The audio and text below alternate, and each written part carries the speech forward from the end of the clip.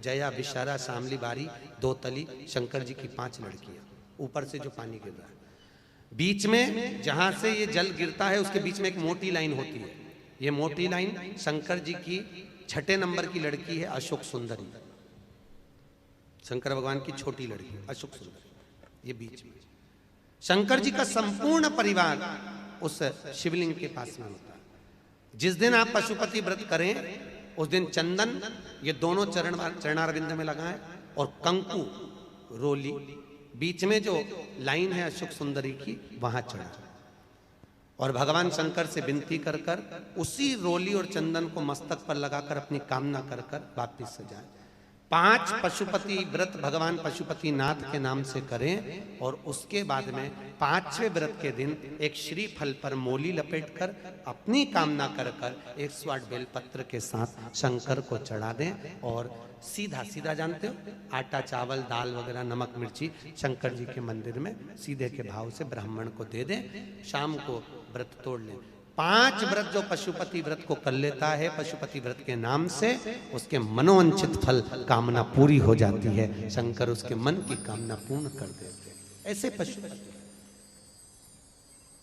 अगर कोई बच्चा सीए की पढ़ाई में कर रहा हो या कोई अच्छी पढ़ाई कर रहा हो उसकी नौकरी नहीं लग रही हो या पास नहीं हो रहा हो अच्छे नंबर से निकल ही नहीं रहा हो एग्जाम नहीं पास ही नहीं हो पा रहा हो तो उस बच्चे के लिए पशुपति व्रत अगर एक व्रत भी वो पशुपतिनाथ का कर लेता है और बीच में जो लाइन है उस लाइन पर शहद चढ़ा देता है और उस शहद को चम्मच में उठा कर ले आता है एग्जाम देने के एक दिन पहले वो शहद खा लेता है तो बच्चा अच्छे नंबर से पास हो जाता है कभी जिंदगी में फेल नहीं होता।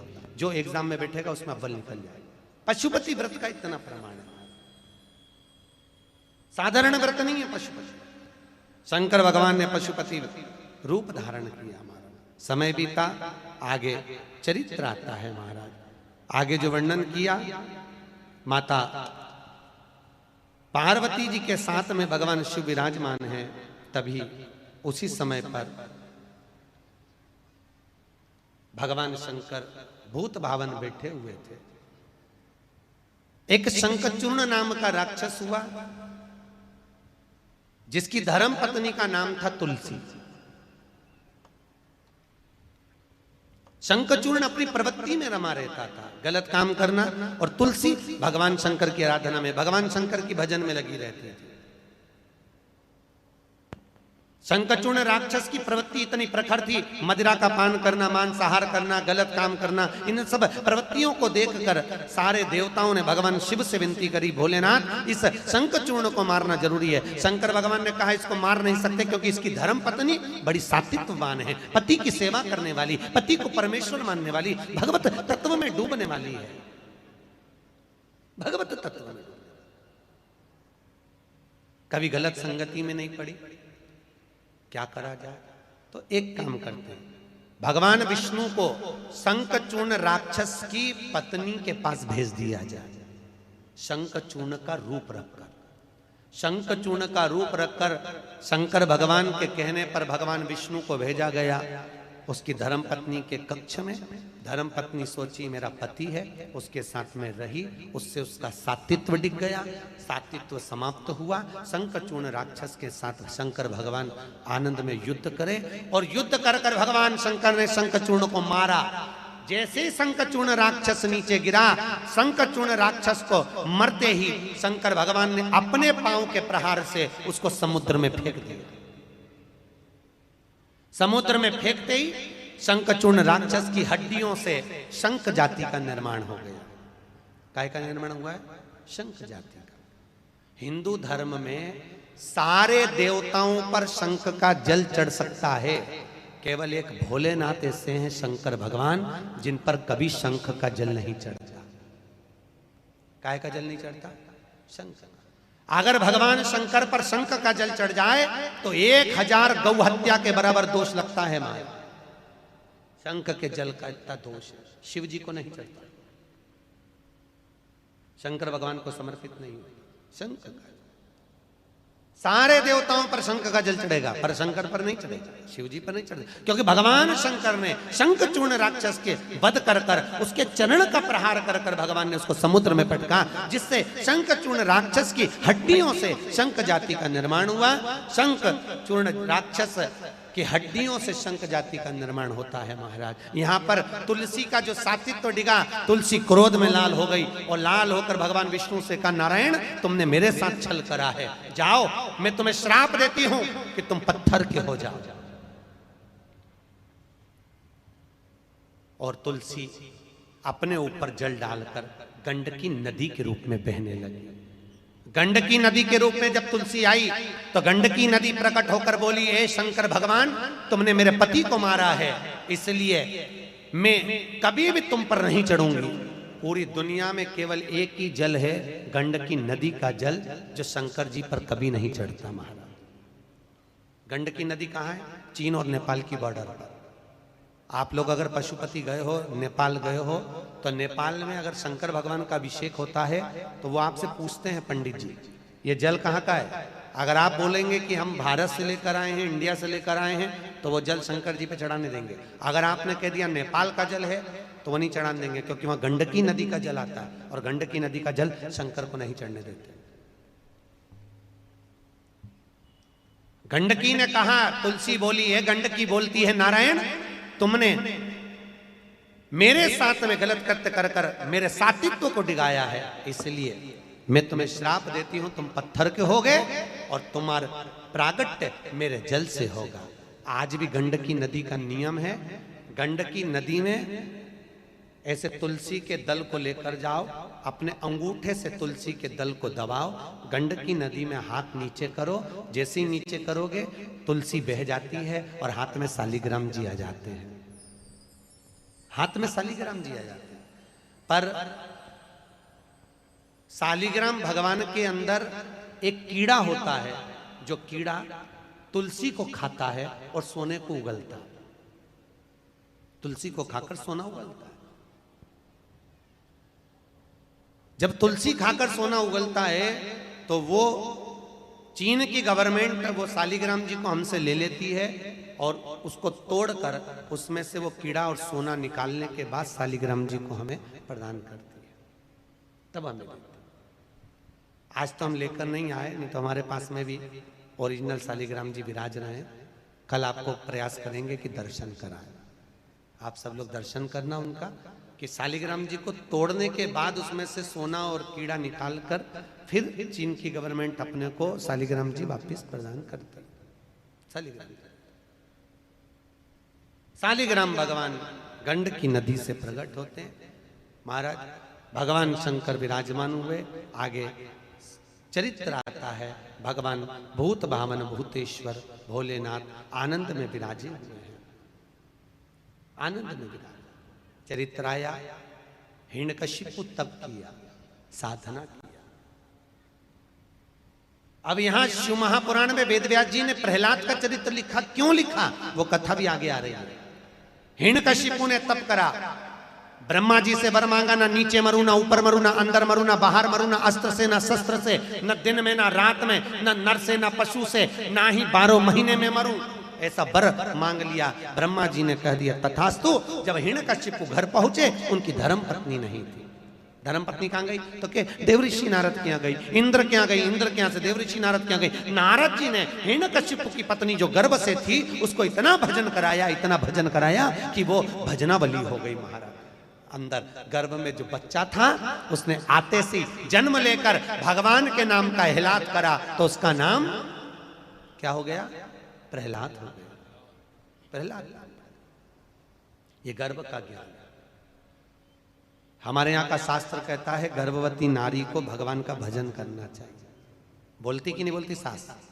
अरे बोलो तो सही, सास को पहचानते हो? अरे बोलो तो।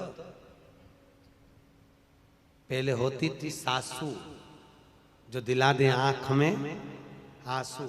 आज के जमाने में होती है सास, जिससे लगी रहे चाबी की आस। कब मरे और कब मिले चाबी।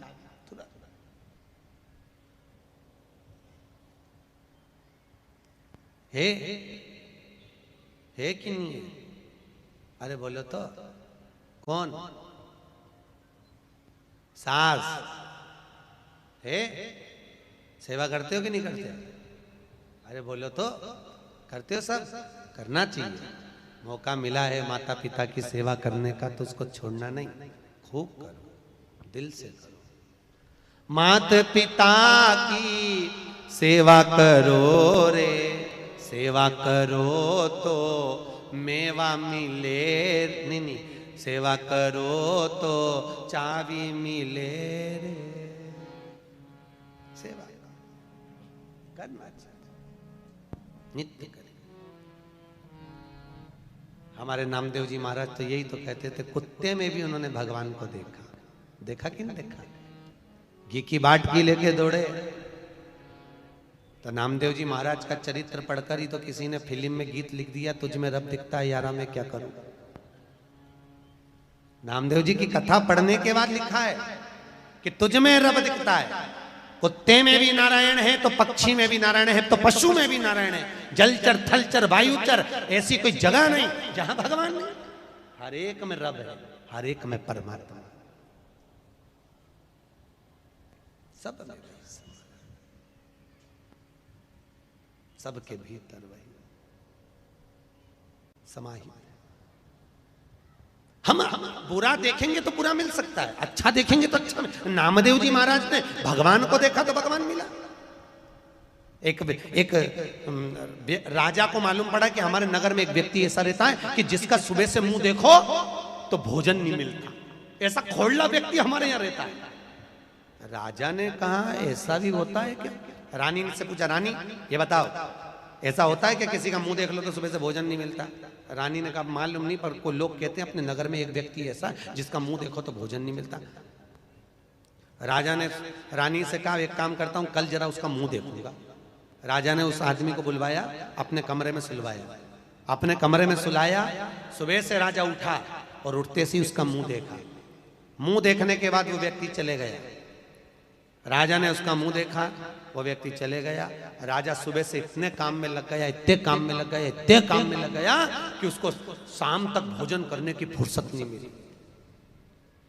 शाम को, रात्रि को जब राजा भोजन करने बैठा तो पत्नी ने पति से कहा, महाराज आज तो आपको 1 मिनट की फुर्सत नहीं मिली भोजन करने की, खाना खाने की। इतने में राजा बोला, अरे वो खोलने का मुंह देखा ना, इसलिए मुझे खाना खाने की फुर्सत नहीं मिली। राजा को गुस्सा आया। सुबेरे राजा ने अपने दूतों को भेजा, पकड़ के ला उसको, ला उठा के यहां पर। और राजा ने सिंहासन पर बैठकर कहा, इस खोलने का मुंह देखा तो मुझे खाना खाने की फुर्सत नहीं मिली, शाम तक भोजन नहीं मिला, इसलिए ये खोलना अब मेरे नगर में नहीं रहना चाहिए। इसको फांसी की सजा दे दो, मृत्यु दंड दिया जाए। जैसे ही उसको फांसी की सजा मिली, वो खूब ठाके लगाकर हंसने लगा, खूब तेज हंसा। राजा ने उससे पूछा, क्यों रे, तेरे को फांसी की सजा मिली और तू हंस रहा है, क्यों हंस रहा है? उसने हंसते हंसते कहा, महाराज आप मुझे खोलना कह रहे हो कि तेरा मुंह देखा तो सुबह से भोजन नहीं मिला, पर महाराज आपसे बड़ा दुनिया में कोई खोलना नहीं होगा, तुम्हारा मुंह देखा तो फांसी की सजा मिली। तुम्हारा मुंह देखा इसलिए फांसी की सजा मिली, तेरे बराबर खोलना कौन होगा, जरा विचार कर। राजा ने उसी समय पर फांसी को रोक दिया, रुको इसको फांसी मत देना, क्योंकि बुरा जो देखन में चला बुरा न मिला कोई। अपने से बुरा कौन हो सकता? हम अच्छा देखेंगे हमें अच्छा मिलेगा, हम बुरा देखेंगे हमें बुरा मिलेगा। पापी को पापी नजर आता है, कपटी को कपटी नजर आता है, चोर को चोर नजर आता है, बेईमान को बेईमान नजर आता है, साहूकार को साहूकार नजर आता है, ईमानदार को ईमानदार नजर आता है, धर्मात्मा को धर्मात्मा नजर आता है, पुण्यात्मा को पुण्यात्मा नजर आता है। जिसकी जैसी दृष्टि होती है सामने वाला वैसा नजर आता है। आप अच्छे हो, आपको दुनिया अच्छी लगे। नामदेव जी को कुत्ते में भी नारायण दिखा, क्योंकि वो अच्छे थे, उनको भगवान दिखता था, भगवान उनके अंदर समाया था तो भगवान दिख गया। आप क्या देख रहे हो? आपके भीतर जो होगा वो दिखेगा।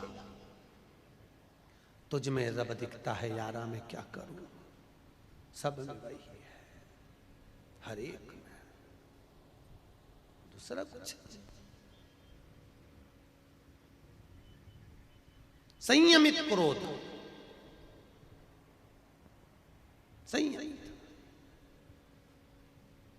क्रोध पर भी संयम होना चाहिए। आप में से कितने लोग हैं जिनको गुस्सा आता है? सबको नहीं आता, किसी को नहीं आता। वारी करमाला, धन्य हरी कमला मैया, तूने गजब कृपा करी, एक को भी गुस्सा नहीं आता।